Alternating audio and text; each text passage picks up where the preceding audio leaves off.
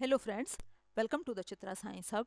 हमारा आज का टॉपिक है एटॉमिक एब्जॉर्प्शन स्पेक्ट्रोस्कोपी। अब जो हमारी एटॉमिक एब्जॉर्प्शन स्पेक्ट्रोस्कोपी है, इसे वाल्श और उसके कोवर्कर्स ने 1954 में आपका डिस्कवर किया था। इसका ब्रीफ इंट्रोडक्शन हम हमारी प्रीवियस वीडियो में पढ़ चुके हैं कि आपका ये होता क्या है। तो इस एटॉमिक एब्जॉर्प्शन स्पेक्ट्रोस्कोपी में क्या होता है कि एटम एक स्पेसिफिक टाइप के वेवलेंथ को एब्जॉर्व करता है और बाकी को वो इमिट कर देता है। तो हम ये हमारी जो है एक किसी सैंपल के अंदर यदि हमें किसी एलिमेंट की कंसंट्रेशन पता करनी है तो हम एटॉमिक एब्जॉर्प्शन स्पेक्ट्रोस्कोपी की हेल्प से हम उसे पता कर लेते हैं। कैसे पता कर लेते हैं? क्योंकि हर एलिमेंट जो है एक करेक्टरिस्टिक वेवलेंथ एब्जॉर्व करता है, बाकी को वो इमिट कर देता है। और वो कौन सी वेवलेंथ को एब्जॉर्व करता है? क्योंकि इसका बेसिक प्रिंसिपल क्या है कि एटम जो है आपका एनर्जी जो है का आपका रेडिएशन जैसे हम उसके ऊपर डालते हैं तो वो क्या होता है, एक्साइट होता है। एक्साइटेशन के में क्या होता है कि जो आपके इनर शेल के और इनर ऑर्बिटल्स में जो इलेक्ट्रॉन है वो हमारे क्या है, आउटर शेल में पहुंच जाते हैं और हमारा एटम क्या है, एक्साइटेड स्टेट में आता है।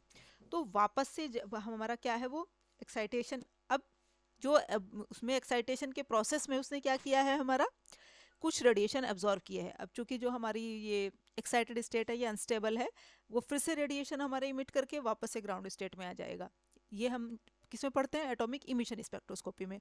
तो एटॉमिक एब्जॉर्प्शन स्पेक्ट्रोस्कोपी में सिर्फ हम यहीं तक देख रहे हैं कि एटम जो है वो रेडिएशन एब्जॉर्व कर रहा है, ग्राउंड स्टेट से जो है एक्साइटेड स्टेट में आ रहा है। तो वो कौन सी रेडिएशन एब्जॉर्व करेगा? वो वही रेडिएशन एब्जॉर्व करेगा, उसी वेवलेंथ का रेडिएशन एब्जॉर्व करेगा जो आपका जो उस एनर्जी गैप के बराबर हो। एनर्जी गैप कितना? जितनी एनर्जी उसे इनर ऑर्बिटल से आउटर ऑर्बिटल तक आने के लिए रिक्वायर्ड है इलेक्ट्रॉन को, जो उतने बराबर की एनर्जी रेडिएशन दे देता है एटॉमिक एब्जॉर्प्शन स्पेक्ट्रोस्कोपी में, वही रेडिएशन एब्जॉर्ब होता है, बाकी को वो हमारा इमिट कर देता है।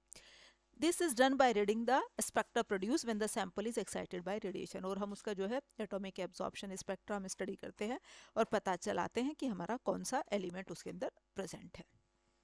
ये जो है ये हमारा ये सैंपल है जिसके अंदर हमें किसी एलिमेंट की कंसेंट्रेशन पता करनी है। हमने इसके ऊपर जो है ये रेडिएशंस डाले, तो हम जैसे कि फिगर में देख पा रहे हैं तो उसने केवल रेड कलर के रेडिएशन, ये जो रेड से हम दिखाई दे रहे हैं, इस वेवलेंथ का रेडिएशन एब्जॉर्व किया, बाकी को उसने क्या किया, इमिट कर दिया। तो हम यहाँ डिटेक्टर लगा के पता कर लेते हैं कि डिटेक्टर तक कौन सा रेडिएशन नहीं पहुंच रहा। रेड वाला नहीं पहुंच रहा, इसका मतलब मॉलिक्यूल ने इसे ही हमारे एब्जॉर्व किया।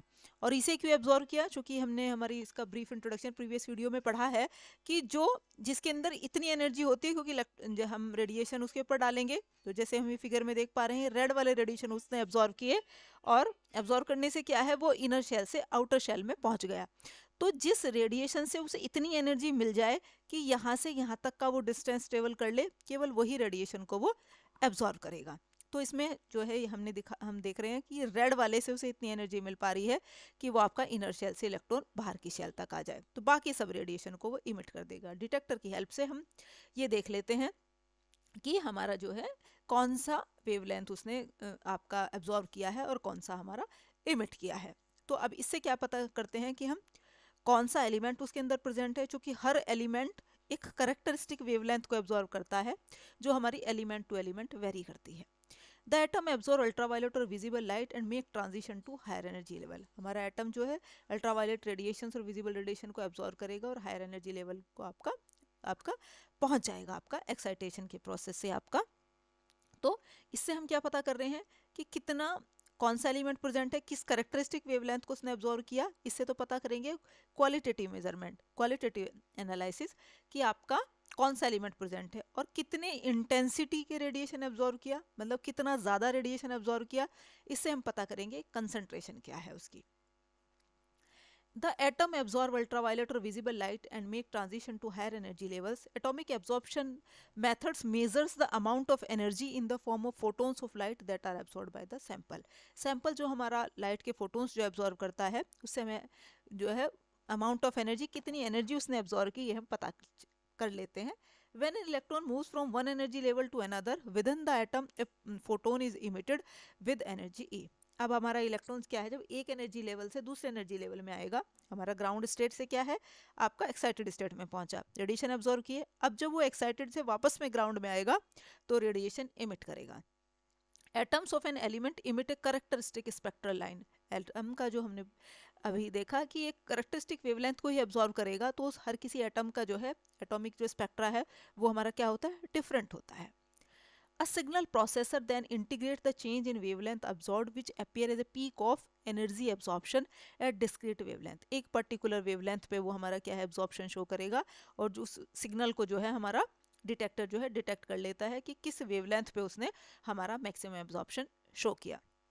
The energy required for an electron to leave an atom is known as ionization energy and is specific to each element।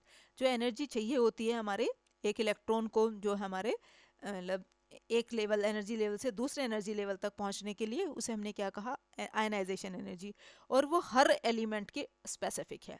A detector measures the wavelength of light transmitted by the sample and compares them to the wavelength which originally passed through the sample। अब detector का क्या काम है, उन wavelength को वो compare करता है जो हमने ओरिजिनली उसके ऊपर सैंपल के ऊपर डाली और जो वहाँ से क्या है इमिट हो रही है। तो वो डिटेक्टर का काम क्या है, उन रेडिएशंस को वो जो डिटेक्टर तक पहुँचे उन्हें डिटेक्ट करना कि कौन कौन से वेवलेंथ के रेडिएशन हमारे वहाँ पहुँच रहे हैं।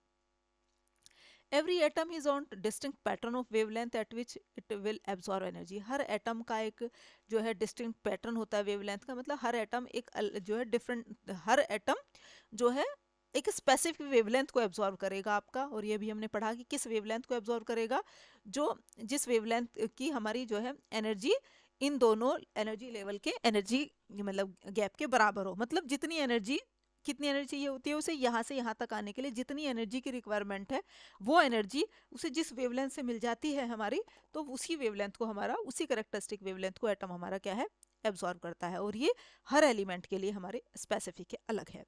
By measuring the amount of light absorb A quantitative determination of analyte can be made. कि कितना अमाउंट रेडिएशन का एब्जॉर्ब किया, इससे हम क्या कर लेते हैं क्वांटिटेटिव। क्वालिटेटिव किससे पता चला कि कौन सा वेवलेंथ एब्जॉर्ब किया, अब कितना अमाउंट में उसने लाइट एब्जॉर्ब की, ये उसका जो है हमारा क्वांटिटेटिव डिटर्मिनेशन करता है एलिमेंट का, कि एलिमेंट कितनी अमाउंट में प्रेजेंट है। A calibration curve is constructed by running several samples of known element concentration under the same conditions as unknown। अब अननोन की हमें पता करनी है, तो हम क्या करते हैं, नोन कंसंट्रेशन का, अलग अलग कंसंट्रेशन का सॉल्यूशन जो है आपका बनाएंगे और उसकी क्या है हम एब्जॉर्बेंस देखेंगे, और एक कैलिब्रेशन कर्व हम बना लेंगे जहाँ से समझ लो आपका ये समझ लो 10 मिलीमोलर पे उसने इतनी एब्जॉर्प्शन शो की, 20 पे इतनी शो की, कैलिब्रेशन हम कर्व बना लेंगे। फिर अपने अननोन की हम एब्जॉर्बेंस निकालेंगे और वो हम देखेंगे पॉइंट जो है हमारा इस पे लाइन पे वो कहाँ रहा है, नीचे प्लॉट करके हम देख लेंगे कि कितनी कंसंट्रेशन उसकी हमारी है। This enables the calculation of the analyte concentration in the unknown sample। अब unknown sample में हम उस एलिमेंट की कंसंट्रेशन इस मेथड से हम पता करते हैं। अब क्या कंडीशंस है एब्जॉर्प्शन की, रेडिएशन कौन से, मतलब रेडिएशन एब्जॉर्ब करने की क्या क्या कंडीशन है। एक तो पहली यही है, the energy should be equal to the energy gap between two energy level. दो एनर्जी लेवल के बीच का जो एनर्जी गैप है उसके बराबर की एनर्जी उसे मिलनी चाहिए, तभी क्या है इलेक्ट्रॉन हमारा ग्राउंड स्टेट से एक्साइटेड स्टेट में आएगा, उसी वेवलेंथ को एब्जॉर्ब करेगा जो जिसका एनर्जी उस एनर्जी गैप के बराबर होगी। दूसरा क्या है, there should be no change in spin orientation. Spin orientation में कोई चेंज नहीं आता, डेल्टा एस की वैल्यू जीरो ही रहती है हमारी। क्या है कि यदि उसकी प्लस हाफ की स्पिन है तो वो प्लस हाफ ही रहेगी, माइनस हाफ नहीं होगी, मतलब स्पिन चेंज नहीं होती आपकी।